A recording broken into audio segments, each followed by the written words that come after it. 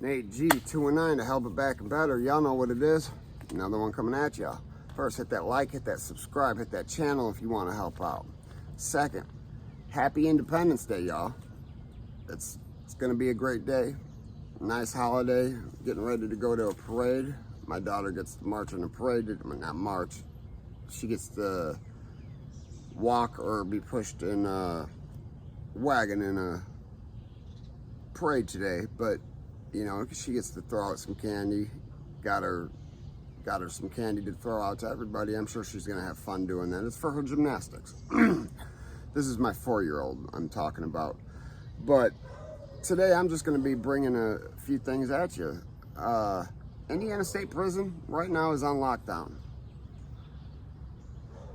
The reason being, I will not be 100% told why by anybody. All I know is they are on lockdown. Communications in between myself and anybody inside Indiana State Prison have not gone through. Unfortunately, I do not know anybody with a cell phone inside there at this point in time. Maybe I will soon. And if I do, you guys are going to be seeing some very raw footage. There's, I got about a dozen people at Westville Prison, I know, and we're going to be exposing some things here very soon. But that being said, I'm going to tell you guys about what happens to them guys that like to touch them kids. I'm gonna give you a couple instances. Sorry guys. I'm gonna give you a couple instances that the predator became the prey. They became the victim. So one of them, you know, I don't know the guy's last name. I wish I did, because his picture would be up there along with dear Shannon's on that thumbnail. But, you know, they went to prison. Like Shannon, that little punk got a whole lot of time. 40 years at 85%. So, I mean, that's 34 at minimum. Unless he gets the time cuts. But, you know, 30 years with time cuts is the minimum amount of time he can serve, unless his sentence is changed. But I don't think that'll happen. But right after Shannon arrived at Indiana State Prison. Now Shannon, again, is the gentleman that was, not gentleman, it's the little punk that was convicted of doing things with his own daughter, and on video at that. The judge said it was the worst case he'd ever seen when it come to those sort of offenses. And normally in the state of Indiana, the punishments are very, very, very low. Just like they are across the country. Things are starting to get better though. Laws for the people that have hurt children, the consequences are starting to become much more serious. I hope Indiana does what Florida did and introduced the death penalty to people like that. So Shannon would have been a perfect candidate for the death penalty. Usually these people are delusional. They think they're fixable. They're mentally ill, and mental illness can be treated sometimes. It can never be fixed. There's nothing that's going to rewire somebody's mental illness. I've got my own mental illnesses. I'm just grateful none of them are being attracted to any sort of child or anything like that. But those that are, you know, when they get caught, they go to prison. If they do go to a real prison, I'm not talking the SO camps that are specialized that help the people. I'm talking about real prisons like Indiana State Prison. when somebody finds out what you've done, it's over with. Now, there's so many cell phones in prison, it's ridiculous. When I was there, it was out of 5 cells, 3 had cell phones easily. And that was in almost every cell house. So behind the wall in the maximum security, phones were pricey, but they were plentiful. They were everywhere. Now, when I was at the little prison, you could get a flip phone for like $300 or $400. Behind the wall, that same phone was $1,000, sometimes more than that. But they were everywhere. And I'm gonna tell you about the one that I was there. It happened early in the morning, you know, when they were on chow lines. Picture this, like you got a big cell house, 2 sides to it. You got east side and west side. I was on the east side of B cell house on the 4th floor, the 400 range. I was in cell 4, I think I was in cell 440. Yeah, cell 440. Because Ariel, my buddy, was in cell 438. Paul Wall, cell 432. And Cheese was in 444. Yep. So I was in cell 440. And in cell 432. Now on this side of the prison, it was even numbers only. The west side was odd numbers. So that's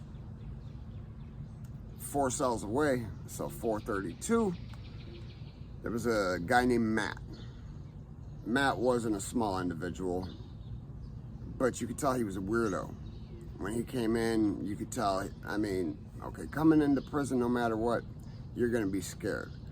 But you see fear, you can see what kind of fear they have before they say a word. If they're just intimidated by the presence of where they've entered, that's a natural fear. But you could tell he was fearful of what may come and what may be found out. How long is it going to take to be found out? So one day, I stayed back from rec. It was a hot day outside. I didn't want to go out to rec. I wanted to just sit down under my fans, watch my television, maybe listen to some music, write something. Nothing major. Just hang out in my cell. My boy Montana, who was in cell 436, so 2 cells away. Hey Fox, or hey White. He called me by my last name. I mean, y'all know my last name. I've told you it. Doesn't matter. Hey, come here. So, you know, I go over there, and he's like, hey, he goes, you see that paper? We're looking in cell 432. So, in the weeks that guy had arrived, we noticed this guy's a weirdo. We don't like weirdos, but there's weirdos everywhere. It's just exposing the weirdos. So when, you know, there was a few of us like, you know, how much time you got? He's like, I got 80 years under the new law. Like it was not that big of a situation. We asked what he was convicted of. He's like, oh, you know, one of them cases. You know, 5, 6 of us just looking at each other like, okay, yeah, it's one of those cases. So I've got a few months left. I'm not attacking anybody or anything. There was one person I wanted. That's a different story. I'm glad I didn't get to attack him. Very grateful. But Matt went out to rec one day. I did not. A few of us had stayed back. It was just a coincidence that Montana, and they called him Montana because he looked like French Montana. He's like, hey, you see that slip right there? All right, so there's request slips. You can put a request in for damn everything. And, you know, when you need something, you write down a request slip. You got to put your DOC, your name, your DOC number, your housing unit, and bed assignment. So, and do remember, these are all single man cells, so it wasn't like we could have his bunkie grab the sheet of paper or something like that. We see a request form laying there on the floor. and we see the DOC number. We can't see what the DOC number is. So we get a little fishing string together, and we put some black gunk. Everybody that has been to prison knows what the black gunk is. Those who don't, be grateful you don't. Just some sticky stuff that you pull out of windows. It's in a lot of different things. It's used to seal windows and God only knows what else. A lot of different things. So we had a little black gunk, put it on the end of the string, toss the string in, right on top of the request slip. Stuck perfectly, first shot.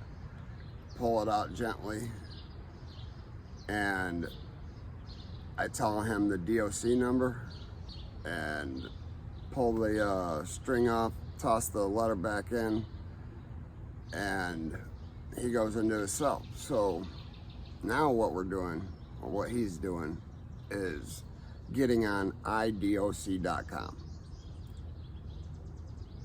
You're searching for individuals, find that individual, you put their DOC number in, you put their DOC number in, everything that they're convicted of or in prison for or have been to prison for pops up. Man, oh man. Man, oh man. Sodomization. I believe of two children. Young children. They were his stepkids. Well, a couple weeks later, you know, the word got out quick. The word was out by the end of that night, and this was probably about 1 o'clock in the afternoon. Time out. Time in. So about 8 o'clock, everybody in B cell house knew that that dude had done what he had done. So about a week or two later, there's a couple guys having teamed up, but one guy going to cells, certain cells, and asking them if they would like some pleasure performed on them. I don't know how else to say it to keep it clean. Yeah, they were asking for, or he was asking if they would like pleasure. He was targeting certain cells, and other people I could hear in the rumor mill, other people talking about, yeah, this asking me if I wanted a job. You know, I said no. Well, a couple days later, 4:30 in the morning. Now, for those that have never been to prison, chow comes early. Breakfast comes very early. The bigger the prison, the earlier it starts. And it was like 4:30, 5 o'clock. I don't normally even always go to breakfast, but they were having pancakes or something, and I loved my pancakes, man. I was a fat boy. I was 220 pounds when I came home. So, you know, my boy Paul Wall gets me up, like, make sure I'm all like, we go to chow together, we come back, and as you're walking on to the range, there's this box that's for the guards. It's what opens the doors, and it's an electrical thing that unlocks and locks all doors. Well, when somebody's put on what's called key lock, it's the light will be glowing, I think, red, and every other one will be green, or vice versa. I don't remember exactly what it was, but there was one light that was glowing red, and I had no clue what that meant. You know, I'd only been in population for a few months. I'd spent most of my time in the hole, so there was no getting out, walking around, going to the chow hall or nothing like that. Well, we came back to the cell house, and cell 432 is under key lock, and we walked down, nobody's in it.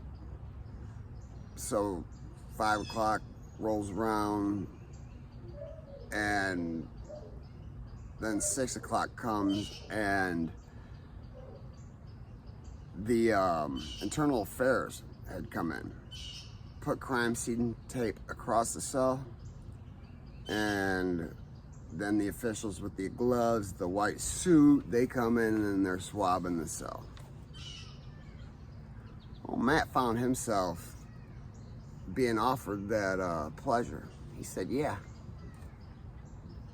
He was violated. And he was not only just violated, he was violated in one of the worst ways imaginable. He was violated by a man that had HIV. He was hard-arred by a thing filled with HIV, you know. So, yeah, he's still in prison, and he did test positive. It's just a glorious, glorious world when things like that happen. Now, he's got to live inside Indiana, or whatever prison he's at. He's going to remain in prison, and he's going to remain having that disease. And you know what? I just think that's God's way of saying, there you go. That's just a little payback. All right. So the second story. Now, I wasn't there for this, and you guys know I've been trying to learn like what drives these sickos. Like it bothers me, but because I've got a great friend who took one of them out and has been in prison since 2001, and on paper still has almost 10 to go. We're trying to get him out of there, but I'm also trying to learn what drives these sickos, what makes them think, like what makes them think the way they do. And that one I've said the name a few times, Shannon Russin. I went to school with him.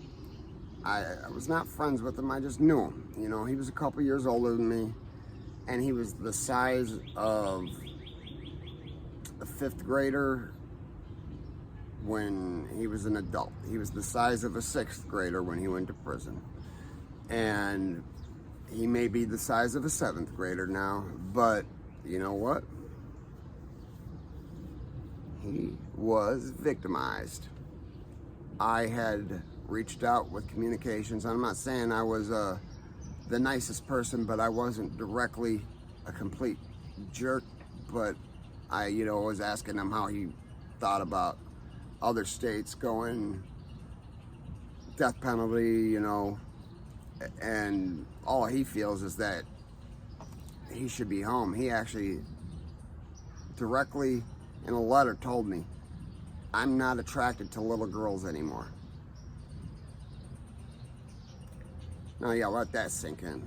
I honestly have only sent one letter since I've gotten that one, and it was only asking you about Joshua Wade, which I'm sure was in the same circle as him, because the creeps, they form their own circle and they hang out with each other. So on my search, I'm definitely trying to find out what happened to Joshua Wade, the serial killer from Alaska, who was in an Indiana state prison.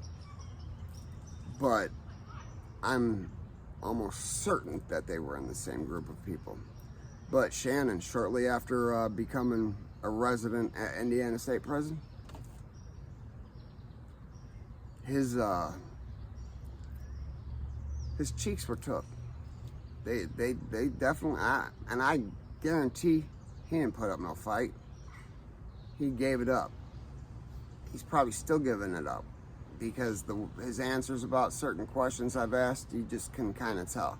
And there's certain things that won't be allowed to be said across the GTL network when you communicate with somebody. There's letters that they'll just not let go through, or whatever it may be. There's plenty of them. And I've sent at least a dozen letters out in the last 2 weeks to people in prison in Indiana. A few in Indiana State Prison, a few down in Pendleton, a couple down in Wabash, a couple in Westville. I'm just trying to figure out how this cat died. And I talked to a friend that's a guard. She's a high-ranked guard, so I know she knows what happened. She won't even tell me. All I was just asking was the cause of death. I wasn't trying to use her as just a source of inside information about prison, because I got more information about the inside of prison than she does. It's just things haven't been exposed yet. It will be soon enough though. But I'm not going to do anything to jeopardize the people that I got sending me things and that I'm working with. So I'm just not going to do that. I'm not going to let them get themselves in trouble just to get some views. I'm trying to help the ones that deserve help.